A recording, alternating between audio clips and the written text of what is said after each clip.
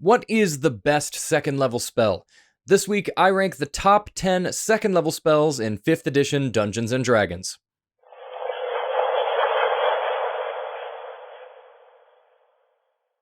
Hello players and GMs, I am Reese, and welcome to another video by Jetpack7.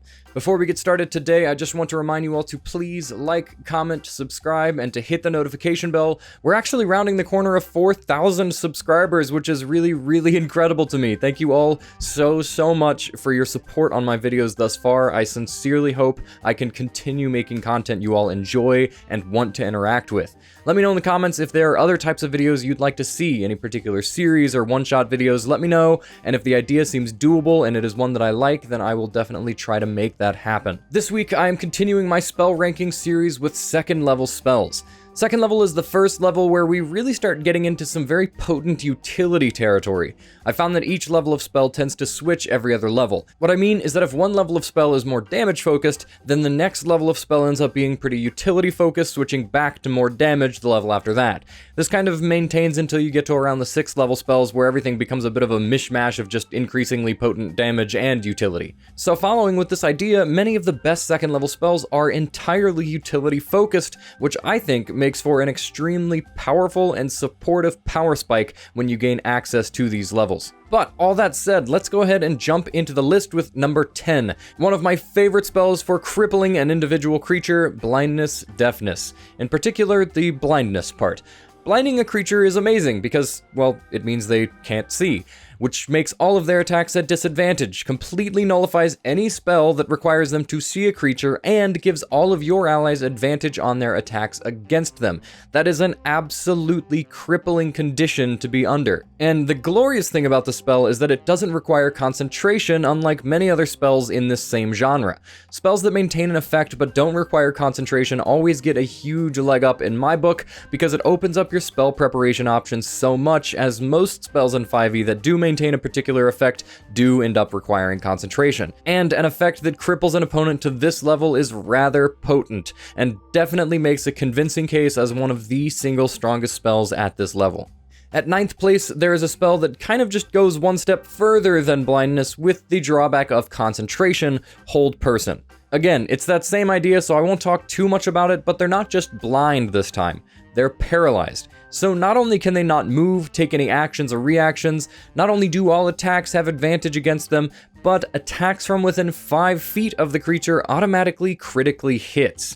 So Hold Person, while it does require concentration, absolutely pays for itself with those extra benefits. The other drawback is that it is limited to humanoids, so if you're in a largely monster or beast fighting campaign, then you may not get as much value out of the spell, if any. In that case, Blindness Deafness is actually better, which is why these two are kind of interchangeable at the bottom of the top. In 8th place, I've put a spellcaster's worst nightmare, Silence. With a range of 120 feet and a radius of 20 feet, Silence is truly an encounter-ruining spell for spellcasters in the right situation. Best case scenario, the caster is able to just walk out of it without issue on their turn, but I can think of a lot of situations in which a caster would have to walk closer to the party to get out of the silence, which is obviously not ideal, and in the worst case, they can't leave the silence at all and just have 90% of their spellbook completely nullified. You really don't realize how many spells require verbal components until you're in a silence bubble and you start combing through your spellbook and find maybe 1 or 2 that don't.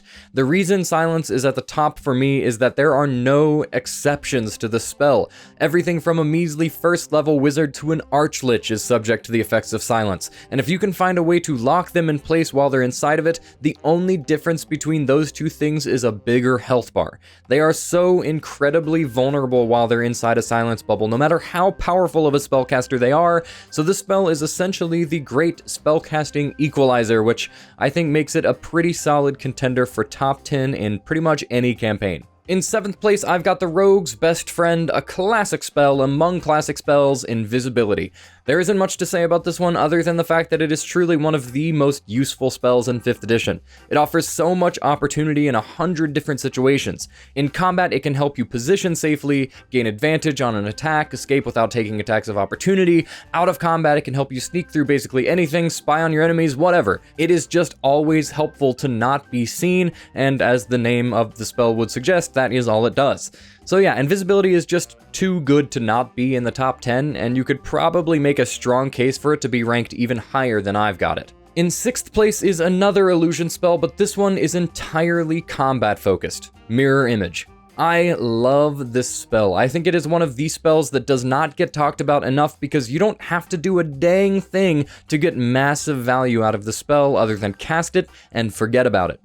It doesn't matter how well your opponent rolls or how low your AC is. All that matters is that these illusory clones you've created offer a pretty good chance for you to not get hit at all. And, once again, it doesn't require concentration. So some people may be asking, why isn't Blur up here? To which I answer, because Mirror Image is just better because it doesn't make you choose. You can concentrate on a damage spell while maintaining Mirror Image. Heck, if you're really scared, you can cast both of them on yourself at the same time and just be impossible to hit. It is a defensive spell that has absolutely no downside. The only reason Invisibility and Mirror Image are in the bottom half of this list is because they fall off pretty hard in the late game, along with most other illusion spells because creatures begin gaining other senses like Blind Sight and True Sight, which obviously makes the large majority of the illusion school completely useless. That said, for a second level spell, you'll still get plenty of value out of these two for the majority of an average campaign. And in 5th place, we have our first damaging spell of this level, Heat Metal. So obviously, Heat Metal serves a couple purposes. 1, it can make a creature drop their weapon. 2, if they don't drop their weapon, it gives them disadvantage on attacks and ability checks. 3, it causes pain. And this is the one I want to talk about. If you're fighting a creature in metal armor, let me just clear something up for you. They won't be taking that off in combat. It takes way too long for them to do that. So if you cast Heat Metal on a creature's armor, they are cooking inside that armor until the spell ends. That is a guaranteed 2d8 damage every single round because you can just cause that damage to occur, and as a bonus action at that. And all the while, that creature has disadvantage on all their attacks and ability checks, so it is also serving as a disabling spell. And this is exactly the kind of spell you want to upcast because the damage increases by a d8 for every level above 2nd. So cast this at a 4th level and you're cooking a creature for 4d8 fire damage every single turn as a bonus action while also giving them disadvantage on all their attacks and checks. And the fact that no saving throw is going to save them in this situation makes it to where even legendary creatures can't do anything to get out of it unless they manage to find a way to end the spell. It is truly a brutal damage spell, one of the best in the game, and I think it would be a crime not to put it in the top 5 of 2nd level spells. In 4th place, I have a healing spell I don't see used particularly often, but I think is a pretty powerful tool, Healing Spirit. The simplest way I can put this is that the spell is essentially a healing word that you can use multiple times during combat without expending more than a single spell slot. Obviously, it isn't exactly that potent since you don't get to add your spellcasting modifier and the range is only 30 feet, but it can serve a very similar purpose to Healing Word. If your ally is unconscious and making death saves, you can move this to them, and at the beginning of their turn they will heal for a d6, so they'll still have their full turn available to them even though you're not technically healing them on your turn. And the fact that you can do this a number of times equal to 1 plus your spellcasting modifier means that you can probably do this 3 to 6 times per casting, which obviously makes it a very valuable tool to keep your allies up when they keep getting put down. And at only a 2nd level spell slot, that is a pretty small price to pay for such a consistent method of revival. This spell used to be crazy strong with no limit on how many times you could do it, making it a really wild healing spell out of combat, but even after the errata, it is still very potent and in my opinion belongs in the top 4. In 3rd place, I have one of the best spells for repositioning and mobility in the game, Misty Step. Misty Step is just one of those spells that will always come in handy when you need it. There honestly isn't too much to say about this one. Instantly teleporting 30 feet as a bonus action is an incredible ability no matter where you are. It can free you from bonds, get you away from a creature without taking an attack of opportunity, get you in range to hit a creature, and probably 100 other things I haven't mentioned or thought of. Casters don't really get any bonus to movement without spells, which makes them a prime target for mobile creatures in combat, and this is one of the lowest level spells that allows allows you to zip around the battle in a way that no other spell at this level can. Misty Step will always be a useful spell too, as when you get to higher levels, you will still need some extra mobility, maybe even more so when you're fighting creatures that can fly or burrow 80 feet around. So I think this spell securely sits among the best spells at second level. And in second place, we have a spell that I've just recently become keen to, one that serves more purposes than I could have possibly imagined and might honestly be an encounter-changing spell in the right situation: Rope Trick. So there is an obvious use to this spell and a slightly less obvious one. The duration is 1 hour, so the obvious idea to this spell is that it lasts the length of a short rest. So in the middle of a dungeon, you can toss a rope trick into the air, get your whole party inside, pull the rope in, and any creature in the dungeon will be none the wiser that you're there at all, since the entrance is invisible. Being able to safely rest in a dungeon, especially with a particularly cruel DM, is a huge boon, and this spell makes it pretty easy to do safely. The less obvious use of the spell is, in my opinion, what brings it all the way up here, and this one I could see being shut down by many GMs because it feels a bit like an exploitation of loose rule sets, but I don't think there's any book ruling that officially says this can't work this way. So if I'm wrong, correct me in the comments, because this seems very, very strong. So it only takes an action to cast this spell, so you can bust it out in combat pretty easily. It says the length of the rope can be up to 60 feet, so it can also be much, much shorter, and the only way you can reach the extra dimensional space is by climbing to the top of the rope. So if you go inside and pull the rope in, creatures cannot enter the extra dimensional space. So let's say you made this rope 5 feet long. Even with the climbing rule, you can climb up and back down the rope in a single turn. Or, in my case, you can climb out and back up in a single turn. That means that you can cast Rope Trick, climb in, and then the next turn, hop out, cast a spell, and climb back in. Rope Trick is also not concentration, which means you can cast a concentration spell and then just climb back in the Rope Trick and guarantee that your concentration is not broken.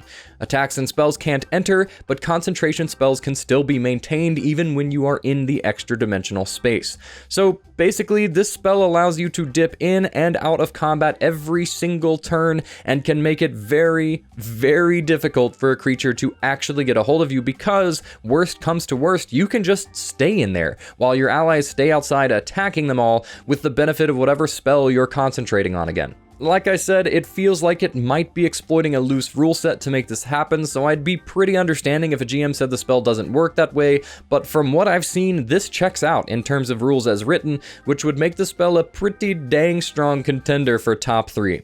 But the best second level spell is one that leaves no room for doubt, no fancy rule set exploitation, and is just a straight up really amazing spell: Spiritual Weapon. If I told you there was a spell that just lets you attack from anywhere on the battlefield with effectively unlimited range that deals force damage as a bonus action and doesn't require concentration, would you think I'm talking about a second level spell? Because that is literally what Spiritual Weapon is. Clerics get multi-attack at third level because of the spell. In fact, this is just better than multi-attack because you can replace your first attack with a leveled spell. When you cast it, you can attack with it, and then every other turn you can attack with it again and move it if you need to, all just with your bonus action, leaving your action open to do whatever you want, like casting a spell that requires concentration, for example.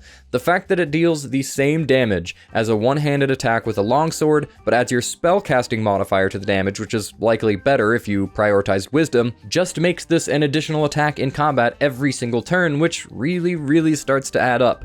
Overall, Spiritual Weapon is no joke, and even though upcasting it does start to get costly pretty quickly, using a 4th level slot for this is by no means wasteful. I think this spell sits pretty securely at the top and is a hugely powerful spell for any campaign, which to me makes it the strongest second level spell in 5th edition. Alright, that is my ranking of the top 10 second level spells in 5e. Let me know what you all think of my list. If you enjoyed the video, please consider liking it and subscribing to the channel, and as always, thank you very much for watching, and I'll see you around.